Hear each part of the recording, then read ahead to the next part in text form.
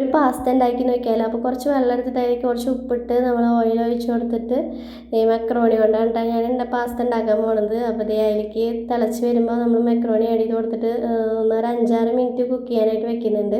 സവോള, ക്യാരറ്റ്, തക്കാളി, വെളുത്തുള്ളി, ഇഞ്ചി, പച്ചമുളകൊക്കെ കട്ട് ചെയ്ത് വെച്ചിട്ടുണ്ട് കേട്ടോ. അപ്പോൾ ഇത് ഏകദേശം ആയിട്ടുണ്ട്. നമുക്ക് തന്നെ ഒരു പാത്രം എടുത്തിട്ട് വെള്ളം വാരാനായിട്ട് വെക്കാം കേട്ടോ. അത് വെള്ളം വാരാനായിട്ട് വെച്ചിട്ടുണ്ട്.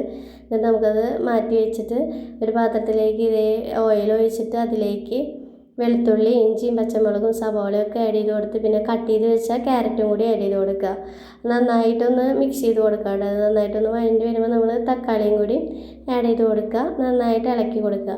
അതിലേക്ക് കുറച്ച് മുളക് പൊടി ഇട്ട് കൊടുക്കുന്നുണ്ട്. പിന്നെ ഇത്തിരി ഗരം മസാല ഇട്ട് കൊടുത്തിട്ട് കുരുമുളക് പൊടി ഇട്ട് കൊടുത്തിട്ടുണ്ട്. എല്ലാം മിക്സ് ചെയ്ത് നന്നായി ഇളക്കിയിട്ട് മഞ്ഞൾപ്പൊടി ആഡ് ചെയ്യണം കേട്ടോ. പിന്നെ ഞാൻ സോയാ സോസും ടൊമാറ്റോ കെച്ചപ്പും കൂടി മിക്സ് ചെയ്ത് വെച്ചിട്ട് അതിലേക്ക് ചേർത്ത് കൊടുത്തത് ഏകദേശം ഇങ്ങനൊരു കറക്റ്റ് ആകുമ്പോൾ നമുക്കിതിലേക്ക് മക്രോണി ആഡ് ചെയ്ത് കൊടുത്തിട്ട് നന്നായിട്ട് ആ മസാലയൊക്കെ ആയിട്ട് മിക്സ് ചെയ്ത് കൊടുക്കാം. ഇങ്ങനെ കിട്ടും. അപ്പോൾ ചിക്കൻ ഉണ്ടെങ്കിൽ ചിക്കനായിട്ട് ആഡ് ചെയ്ത് കൊടുക്കട്ടെ. ഞാൻ ചീസ് ഉണ്ടായതുകൊണ്ട് ചീസാണെങ്കിൽ ആഡ് ചെയ്ത് കൊടുത്തിട്ടാ. അപ്പോൾ അത് ഒന്ന് ഇങ്ങനെ അതാവാനായിട്ട് നിന്നതിന് ശേഷം ഒന്ന് കൈ കൊണ്ട് ഇങ്ങനെ ഇളക്കി കൊടുത്തു വിടാം.